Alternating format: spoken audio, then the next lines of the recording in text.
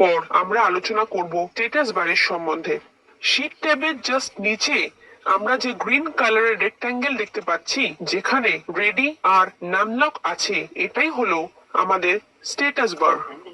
আমাদের এক্সেল শিটের status show করার জন্য এটা কাজে লাগে। যেরকমই আমার কিবোর্ডে এখন নামলক অন আছে, সেটা আমার স্ট্যাটাস বারে শো করছে। যদি এখন আমি একে অফ করি তাহলে তা স্ট্যাটাস বার থেকে চলে যাবে। মোস্টলি স্ট্যাটাস বারে রেডি থাকে। যদি আমি আমার স্ট্যাটাস বারকে কাস্টমাইজ করতে চাই, যেরকম আমি এখন ক্যাপস লক অন এবং অফ করছি, কিন্তু সেটা স্ট্যাটাস বারে শো করছে না। তো এখন যদি আমি স্ট্যাটাস বারের উপর রাইট ক্লিক করি, তাহলে আমরা দেখতে পাবো যে আমার নামলক অন আছে। সেরকমই যদি আমি ক্যাপস লকটা অন করি, সেটা আমার স্ট্যাটাস বারে শো হবে। তো যখনই আমি আমার কিবোর্ড থেকে ক্যাপস লক অন করব, তখনই এটা আমার স্ট্যাটাস বারে শো হয়ে যাবে। নামলকের ক্ষেত্রেও সেম, যদি আমি অফ করি তো দুটোই চলে যাবে। শুধু তাই নয়, যদি আমি আমার এক্সেল শিটের দুটো বা তিনটে সেলকে সিলেক্ট করে, তাহলে আমার স্ট্যাটাস বারের ভিতর তিনটে ভ্যালু দেখাবে। অ্যাভারেজ, আমি কটা সেল সিলেক্ট করেছি তার কাউন্ট, আর এই তিনটে সেলের সাম কত তাও এর মধ্যে এসে যাবে। তো এইভাবেই কোনো ফর্মুলা ইউজ না করেই আমরা কাউন্ট, সাম আর অ্যাভারেজকে আমরা এখানে দেখাতে পারি। সাপোজ আমি এখানে এটা জানতে চাই যে এই তিনটের মধ্যে মিনিমাম আর ম্যাক্সিমাম ভ্যালু কি হবে। তো এখন আমি স্ট্যাটাস বারে রাইট ক্লিক করে মিনিমাম আর ম্যাক্সিমামকে অ্যাক্টিভেট করি, তাহলে এই তিনটের মধ্যে মিনিমাম আর ম্যাক্সিমাম ভ্যালু আমরা পেয়ে যাব। সিমিলারলি, যদি আমি শুধু মে থেকে অগস্ট পর্যন্ত সেলস দেখতে চাই, তাহলে আমাকে মে থেকে অগস্ট পর্যন্ত সেলস গুলোকে হাইলাইট করতে হবে। হাইলাইট করার জন্য মাউসের লেফট ক্লিক বাটনটাকে ক্লিক করব আর তাকে ড্র্যাগ করে আগস্ট পর্যন্ত নিয়ে যাব। যদি আমি চারটে সেল সিলেক্ট করি, তাহলে আমার কাউন্ট হলো 4, এর অ্যাভারেজ হলো 150, এর মিনিমাম ভ্যালু হলো 120, আর ম্যাক্সিমাম ভ্যালু হলো 200, আর সাম হলো 600। এরকমই কোনো ফর্মুলার ইউজ ছাড়াই আমরা যদি কোনো সেলকে হাইলাইট করি, তাহলে তার কিছু ভ্যালুস যেমন অ্যাভারেজ, কাউন্ট, মিনিমাম, ম্যাক্সিমাম আর সাম আমরা দেখতে পাবো।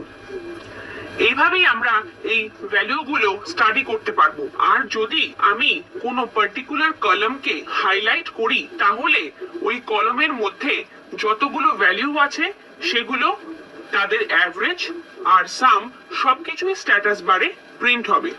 স্ট্যাটাস বারের রাইট সাইডে যদি দেখি, তাহলে তিনটে আইকনস দেখতে পাবো। প্রথম আইকনটা হলো নরমাল, যেটা নরমাল এক্সেল ভিউকে শো করছে। দেন সেকেন্ড আইকনটা হলো পেজ লেআউট। যখনই আমরা এই আইকনটায় ক্লিক করব, তাহলে আমাদের এক্সেল শিটে পার্টিকুলার পেজের ফরম্যাট চলে আসে, যেটা আমাদের প্রিন্ট করার সময় কাজে লাগে। আর 3 নম্বর আইকনটা হলো পেজ ব্রেক প্রিভিউ। আমাদের এক্সেল শিটটা কিভাবে প্রিন্ট করতে হবে, কতটা সেকশন প্রিন্টের থেকে বাইরে বেরিয়ে যাবে, আর কতগুলো সেল আমাদের প্রিন্টের মধ্যে আসবে, এগুলো সব পেজ ব্রেক প্রিভিউ এর সাহায্যে আমরা বুঝতে পারবো। তো এখনকার মতো আমরা আবার আমাদের নরমাল এক্সেল ভিউতে চলে এলাম। এই আইকনগুলো জাস্ট রাইটে যদি আমরা দেখি, তো জুম বার দেখতে পাবো। জুম বারকে যদি আমরা ড্র্যাগ করি, তো আমাদের এক্সেল শিটটা বড় হয়ে যাবে। কখনো কখনো যখন আমাদের ডেটার দিকে ফোকাস করতে হয়, তখন আমরা ভ্যালুগুলো জুম করে দেখাতে পারি। আবার যদি কেউ এক্সেল শিটটাকে দূর থেকে দেখতে চায়, তাহলে প্রত্যেকটা ভ্যালু তাকে দেখানোর জন্য আমরা জুম করতে পারি। আবার একে ড্র্যাগ করে কখনো কখনো ছোটও করতে পারি। যেমন যদি কখনো আমাদের এক্সেল শিটে অনেক বেশি ডেটা একসাথে থাকে, তখন আমরা একে জুম আউটও করতে পারি। একসাথে জুম ইন আর জুম আউট করার জন্য আমাদের কাছে বাটনসও অ্যাভেলেবেল আছে। যখন আমি জুম ইন বাটনে ক্লিক করব, আমার জুমের ভ্যালু ইনক্রিজ হতে থাকবে। এটা মনে রাখা দরকার যে একবার ক্লিক করলে 10% পর্যন্ত জুমের ভ্যালুটা ইনক্রিজ হবে, আর ইনক্রিজ হতে হতে যতক্ষণ না ডিজারেবল ফরম্যাটে আসছে ততক্ষণ পর্যন্ত দেখাতে থাকবে।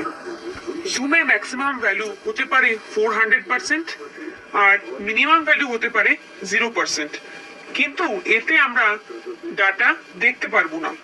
মোস্টলি এই ভ্যালুটা 100%-এ থাকে। আর যদি আমাদের শীটে বেশি ডেটা থাকে তাহলে জুম করে আমরা এই ভ্যালুটা দেখাতে পারি।